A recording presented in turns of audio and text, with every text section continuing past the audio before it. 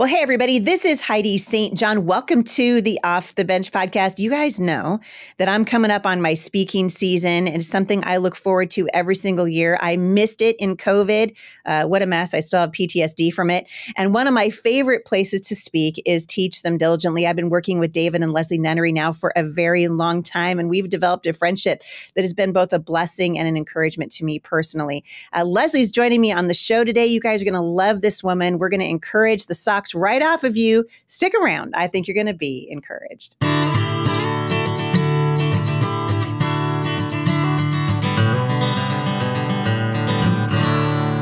Right, you guys. Well, thank you for tuning in today. Don't forget, you guys, my women's conference Shine is coming up right here in Vancouver, Washington at Firmly Planted Family. And you guys can register for that by going to HeidiSt.John.com/events. If you're interested to know where I will be speaking, that is where you can find my speaking season.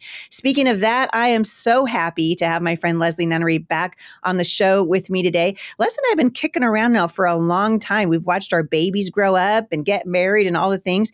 And she's had a tremendous influence in her ministry. And I know you guys are going to be blessed. Leslie, my friend, welcome to the show.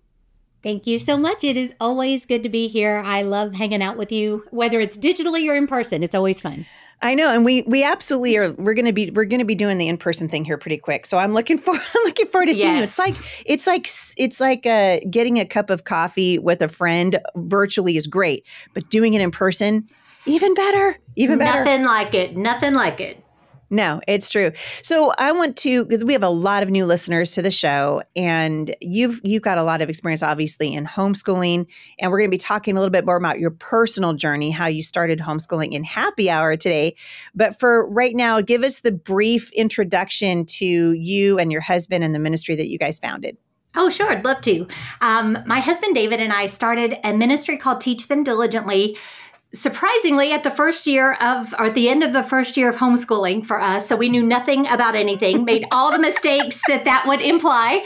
But God called us to start an event to celebrate discipleship in homes educating families. So to us, we call it heart schooling, but discipleship and parenting is actually what you're called to do. And then home education is a great tool for that. So at Teach Them Diligently, through our events and media and so on, we just want to help families line that up right, because that removes friction and chaos and gives order and purpose. And it just changes everything when you've got your priorities right and your calling lined up right and, kind of everything in order. So we've produced a whole bunch of events through the years and gotten to meet a whole lot of amazing people, thousands and thousands of great families, and God has just been really good. Yeah, and I think it's worth saying that there are lots and lots of events where people can go and hear about homeschooling, but there aren't very many that are really focused on family discipleship. Right. That has always been the heart behind Teach Them Diligently. I think that the Lord has really blessed that vision, because the truth is, if you start homeschooling and it's all about academics, and you miss the heart of your child, well, then what in the world are why are we even doing it? Because we can miss God's heart for families, and your marriage suffers. I mean, you and I have known people over the years who have sacrificed their marriages on the altar of homeschooling. And that's what I do. I mean, I often will you guys have me out there to talk about marriage almost every time I'm out. But I think that is so foundational. Have you guys noticed, you're getting feedback, I know, from people. But tell us a little bit about why it's so important that people come to these events. They're in person and they get the foundation pieces correct in homeschooling.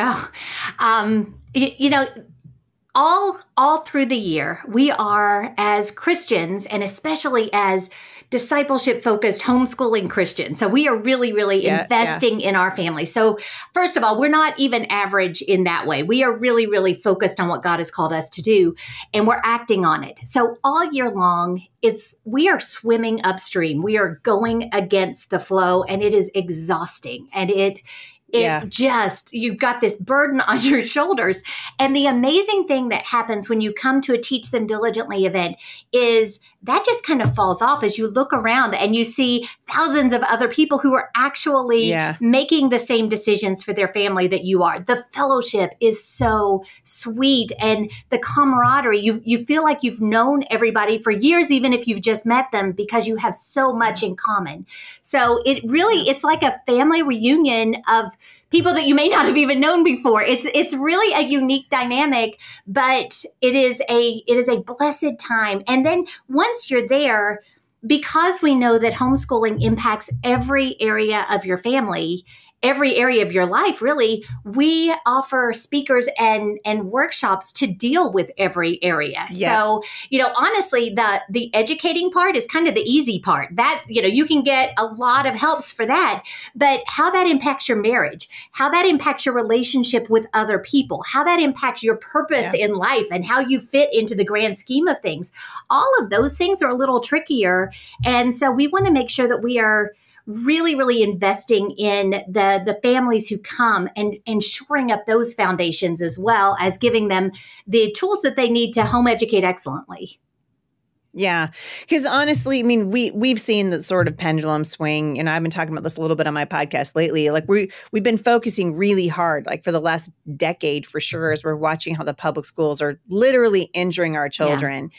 And we've had a lot of parents pull their kids out of school. It's the right thing to do, but we can actually homeschool excellently, and we can miss the heart piece of home education.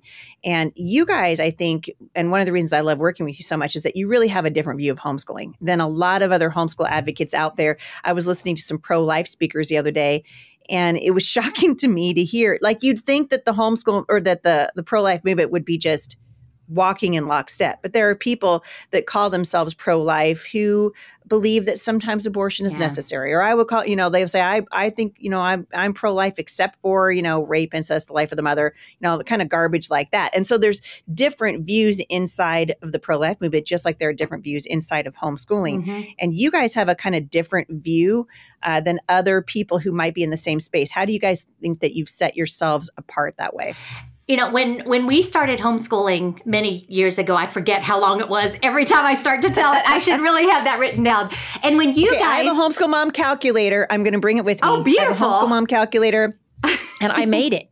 Nice. And and you can add up. There's like all these different factors, and you can find out how old you are in homeschooling. Oh, I do not want to know. 87. I am 187 years old in homeschooling. Wow, and you look beautiful. So, you are really wearing it well. I'm just wearing my 187 years really well. You're wearing up under it beautifully. Thanks. We're holding up. Exactly. But when you started homeschooling and when we did, if you said you were a homeschooler, there was kind of an assumption that you were a Christian, that there was a specific focus to what you were doing. And like you noted, since COVID really exposed all of this and the agenda of the schools has been so egregious for so long, you're seeing this massive influx of people into the movement, but that really dilutes who we are as Christian homeschoolers if we're just going with the flow of that. And so it is more important than ever that we be distinct, because we're no longer distinct just because we homeschool. We've got to be distinct within that arena. And that's really, so our niche, the people that we're really investing in are the people who recognize that, who are doing this for discipleship reasons and who want to give their children a solid foundation for their faith, but also a solid foundation of education so that they don't have any doors closed to them in the days ahead, and they're able to pursue with excellence what God's called them to. Yeah. And it seems to me that, we're going to be a lot more prone to experience the joy in homeschooling and less prone to burnout if we have the right perspective. Because I know, you guys have, how many kids have you homeschooled now? Are 4. They all graduated? My baby is a junior in high school. Oh my word. Okay. So, and that's how many kids you guys have again? 4. We have 4. We didn't talk about that at the beginning of the show. We should have. Yeah. We have 4. And your kids are getting married. I had 2 that got married, one in July and one in December of this last year. Busy time. Oh my word. Pretty soon the grandbabies are going to start coming, girl. Super excited about that. Hold on to your hat. You're going to look in the mirror and go, whoa, I'm somebody's grandma. And now I'm showing that 187 years. That's right. That 187 years starting to sit on me right now. Dude, it's the best gig on the planet, right? All of the newborn and none of the night shift. Nice. It's like, it's all the things. This is why the Bible says that the grandchildren are the crown of the aged, because you get to enjoy it, right? But you're not like in the day-to-day like you have been, for so many years. But I think when I look at, reasons why I just want to quit homeschooling, and I've had a lot of them, right? Days that I've just been like, no one's listening to me. Mm-hmm. This isn't working. And the burnout comes when my perspective is messed up. Yep. My priorities are out of order. And I think part of the reason that is because I start feeling the weight of the world on me. Like, what is the world's idea of what my homeschool should look like? And then I'm not thinking so much about what does God think about my homeschooling. I'm concerned about what my in-laws think or what somebody else might think. And that really does dramatically impact whether or not you're going to be able to stay in this thing through the end. Because come on, Leslie, anybody can start homeschooling. Oh, yeah. What we want to do is get you to the finish line. Absolutely. We want to get you to the finish line. Well, and that's why it's so important to understand that your call is really not to homeschool. You are called to parent your children and disciple them and bring them to Jesus. Homeschooling is a phenomenal tool for that. But it takes, one of the things that I talk about a lot is realigning your thinking so that you're lining up your day-to-day activities, that homeschooling, the stuff that you're doing in the trenches, with your calling. And when you do that, parenting, discipleship, that's a much bigger long-term gig. And you're a lot less likely to give up on that because the stakes are so high. There's really no other option for who is going to parent my children. Inherently that God chose you to do that. So when you line up and realign your thinking, start actually defining your role in light of that, rather than I'm just a homeschool teacher, anybody can do this. That bus is looking really, really good. It truly changes. It strengthens your resolve to stay because it's a much bigger mission than just, like you noted before, going for the minds of your kids. We're going for the hearts of our kids. And that is just, the stakes are so much higher. And so your resolve to stay is so much more intense. Yeah. You guys have the perspective now that you can look back, this sort of gift of being able to look back and talk to a younger generation of moms who are just starting out homeschooling. And when you look back, what is something, Leslie, that you guys did that has actually paid off in huge dividends for your family and for your children that you maybe thought at the time, like, I don't know if this is even worth it? Oh, yeah, there are so many things. Like you said, that rearview mirror is beautiful. So many things. Yeah. The rearview mirror. Oh. It's glorious. But one of the things I think that has been the most impactful was I started when my kids were really little. When we would all come to breakfast, I would tell them what I had studied in my devotions and just, at an age appropriate level. And then as that grew, they started wanting to do their own devotions, whatever that looked like, and then talking about it. And that grew to where our table time in the morning just could extend for hours as we're just talking about all of these things. I'm getting so much insight into the way they think and what's in their heart. And what I didn't know, even as I was enjoying this time with my kids, was that I had been, through my example, without any forethought, I'm not smart enough to plan this out, but God, through this little whispered idea, I had been modeling for them that a Christian gets up, has their time with God, and then talks about it. That's all. I was the only, David and I both were doing this. We were the only Christians that my kids saw, right? So all Christians did this in their mind. And so it made it very easy for them to adopt similar habits where they were getting up, doing their devotions, and then talking about it.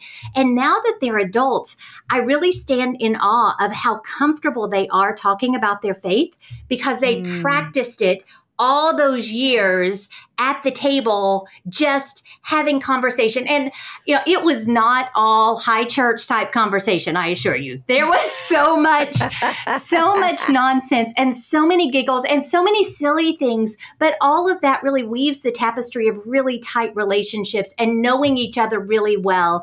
And now I'm getting to see it, not just in the way that my adult kids are living their lives, but the closeness that they still exhibit with one another. It's an awesome, awesome thing.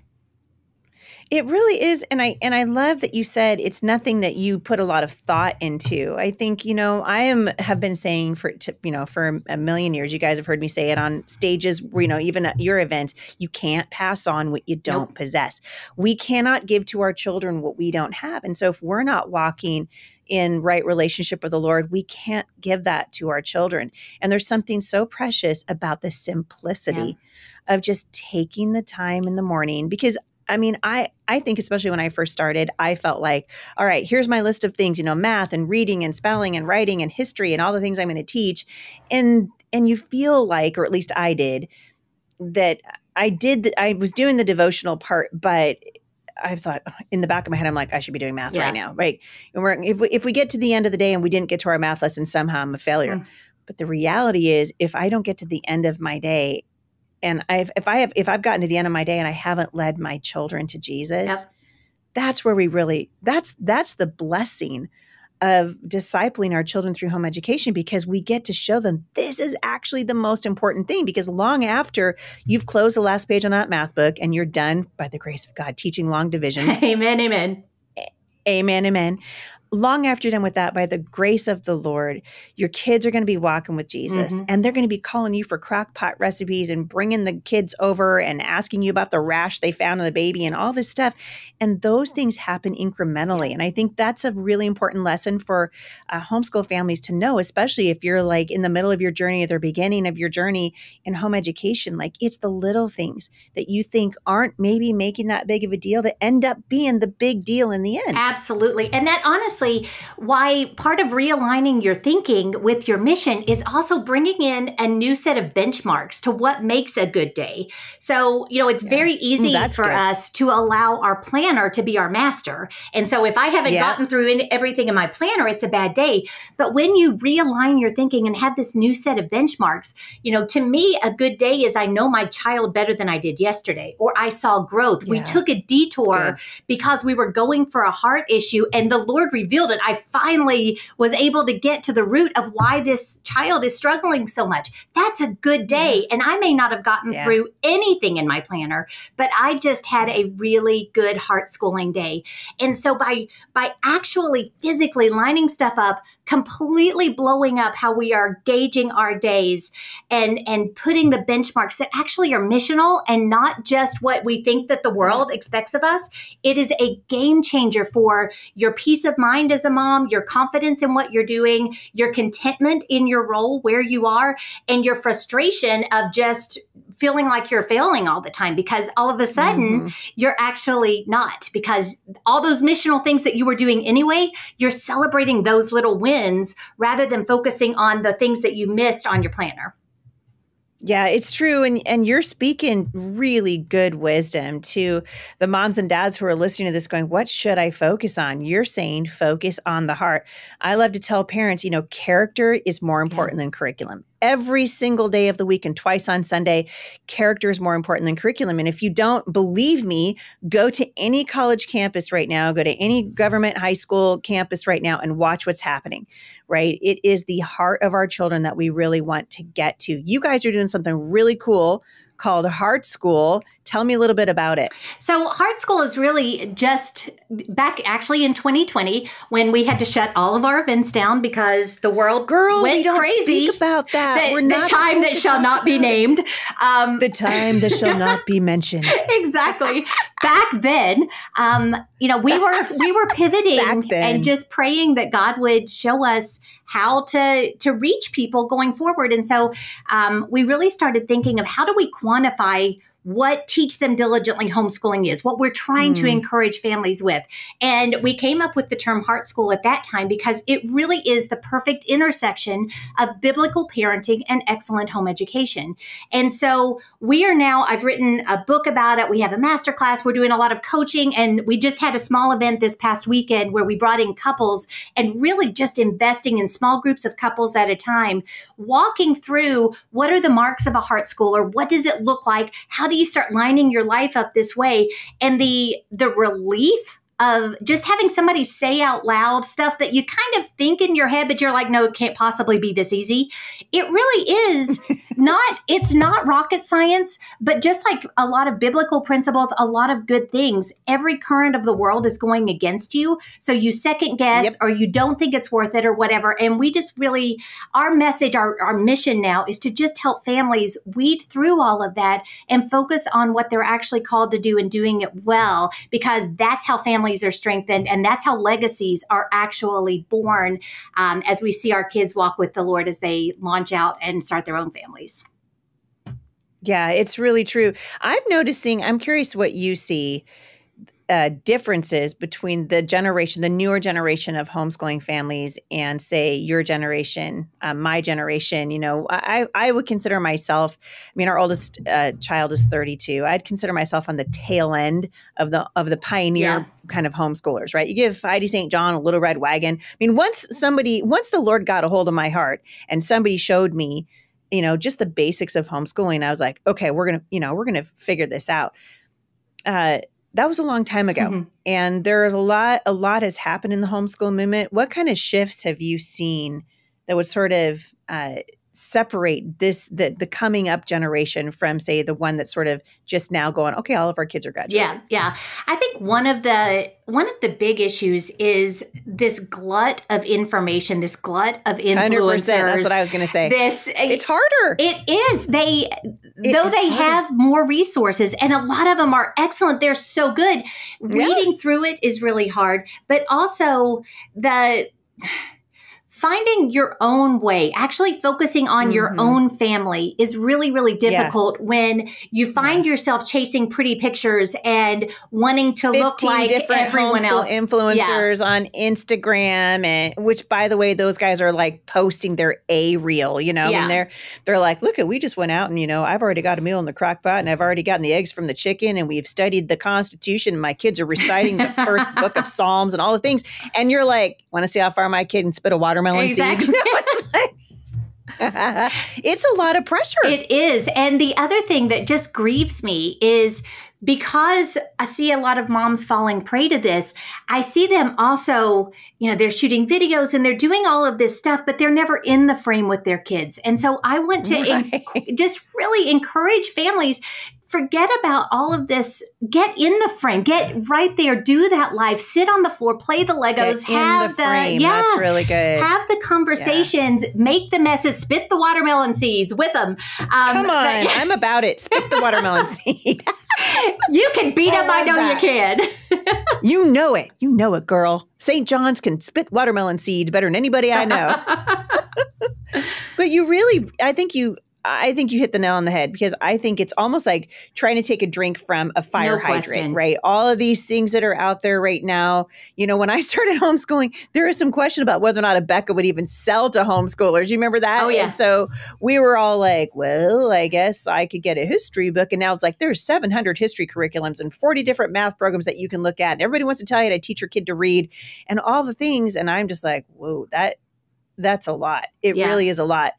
And if you, and this is another reason why I think it's so important what you're saying is focus on the heart. Because if you're talking to the Lord and you're saying, God, look there's 700 different math programs I can choose from. Show me the one. Right. Show me what's going to work for this child. He'll show you. Well, he does. And also when you have your mission in mind, that really informs your choices, because you're going to have, it's actually going to weed out a lot of stuff that doesn't fit your mission, that will confuse your children, that, you'll be unteaching or whatever.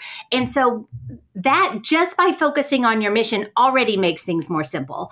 But then recognizing that you're getting to know your child more, you're getting to have a deeper relationship, all of that zeroing you in on those day-to-day choices. It really, if you start with the heart, the impact of that, even on those choices of curriculum and style and setup and all of this stuff, it becomes a whole lot easier.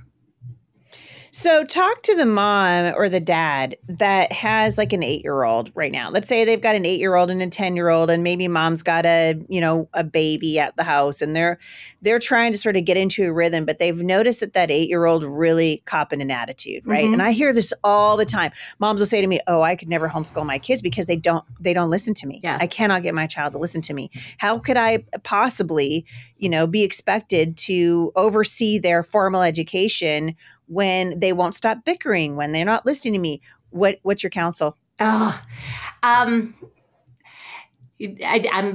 She's guarding my from words. Experience. I'm guarding my words. You know, the Bible gives us the way to deal with all of those hard issues, the bickering, the not listening, all of that. It all comes down to a heart issue.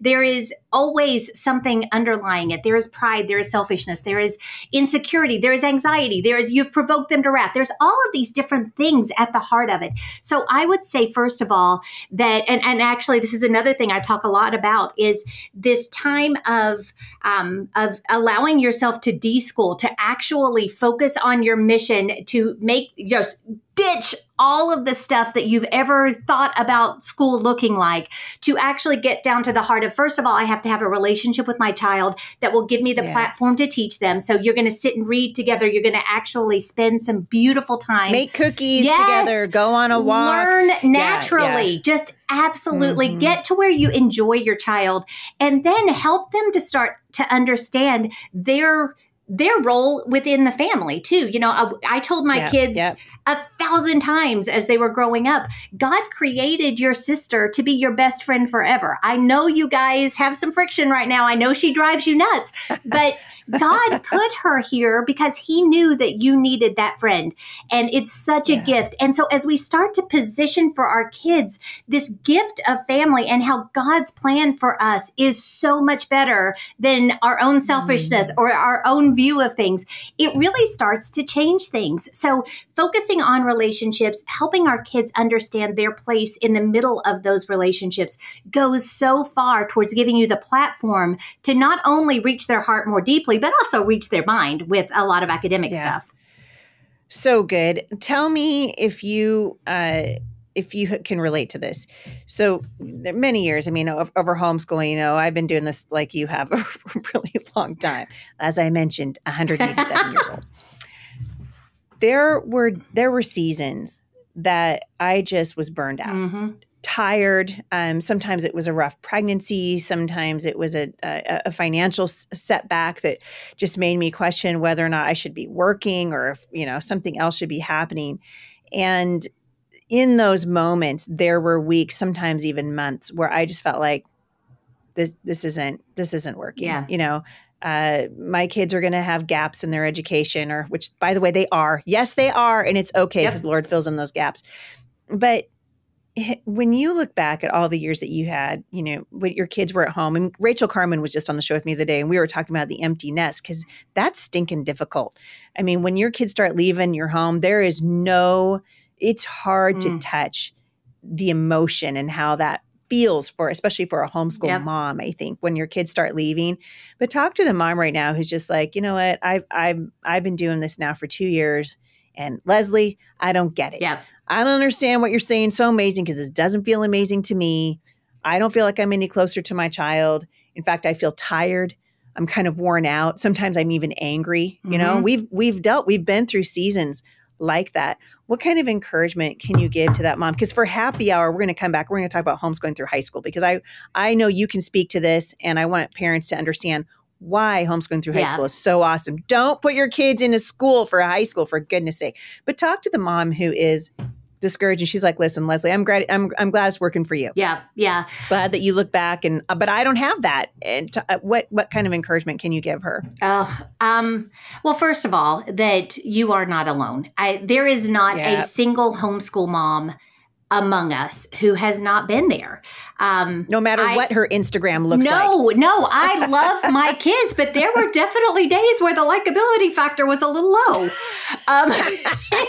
They are as sinful as I am. And so when you have all of these sinners living together, you're going to have a lot of friction. And that's where actually refocusing on what God has called you to do, not focusing. So we get so laser focused on the homeschooling part of it, and we forget this is just a tool. This home education is a fantastic tool for a discipleship-focused parent. And so when we look at it as a tool, if we have to set that tool aside for a little bit because, you know, there is illness, there are doctor's appointments, there is a move, there is, you know, parents who are ill, whatever it is, God isn't surprised. Life. Yes, God isn't surprised by those detours that he sends your way. And it's amazing how much your children actually learn through those detours, through serving other people, for understanding that the world doesn't revolve around them, for learning just as you're out and about and you're just having these conversations, the amount of stuff that comes out in those conversations that even now my kids will bring up little lessons or little facts or something that they learned just in passing. As we've been doing Teach Them Diligently for, like I said, the entire time we've been homeschooling. And that was incredibly disruptive for our homeschool efforts. Starting a business. We did the same thing. Insane. That's an insane thing to do. Who does that? That's why we love each other so much, because we're like, look at us. We're not dead. Exactly. But what our kids, both of our kids learned through those times of disruption is, first of all, what is your mission? So what did you not let slide? I never let slide my attention to relationships with my kids and my relationship with David. There were times when I was like, guys, we're going into the summer to finish up some of this stuff because we took a lot of days off. But the beauty of it is we had the flexibility to do that. And leaning into the fact that you as a heart-schooling parent can seize control of all of the educational choices for your children, that gives you not only power, but it gives you flexibility to make sure that that fits into your schedule and your family life in the best way possible. So I would just encourage you, as you are so frustrated and discouraged, to focus on what is really important, those relationships, the hearts of your kids. Put a pin in the schooling efforts for a little while and just spend time on those relationships. Do a unit study, do something just fun and just mix it up. I would get more bored with homeschooling than my kids ever did. And so for my sanity, we would mix it up a lot. We would go hiking and look for leaves. And, we found a cow killer ant on the trail one time. You come home, you're Googling it. You're like fascinated by all of this new stuff that you're learning. That's a better day of school than any book could ever offer. And so 100%. I would just encourage you to lean into that flexibility, lean into those relationships, and keep your true calling to parent your children well in the center of your mind. So good. So good. Leslie Nunnery, you are a national treasure. I'm so glad that you're here today. Where can people find you online? You can find us at teachthemdiligently.net. All the things are there. Teachthemdiligently.net. And I will see you. I'm going to see you in just a little bit at the National Religious Broadcasters Association convention. And then I am speaking for Teach Them Diligently again this year. I'm super excited. Tell us where those conferences are being held. We have 2 large conferences this year. And by large conferences, they're 2.5 days full of about 150 workshop options, tons and tons of resources. It's like Candyland for homeschool parents. It totally is. We will be in Pigeon Forge, Tennessee, May 2nd through the 4th. And then we will be in Branson, Missouri, May 16th through the 18th. So great family destinations. A lot of our families will come spend the week. They'll do family vacation stuff and then hang with us for a few days. And it's just a lot of fun.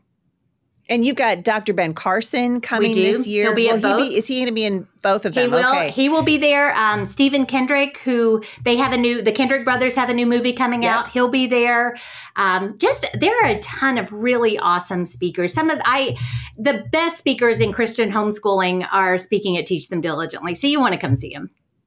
I agree. I could not agree more. We're super excited. So you guys can find out more at teachthemdiligently.net. Leslie, you come back for happy hour and let's dish about homeschooling through high school and kind of what that taught you, and maybe give some encouragement to people who are like, I just don't know if I can do high school. Can they do high school? They can absolutely. If I can do high school, you can do high school. I assure you.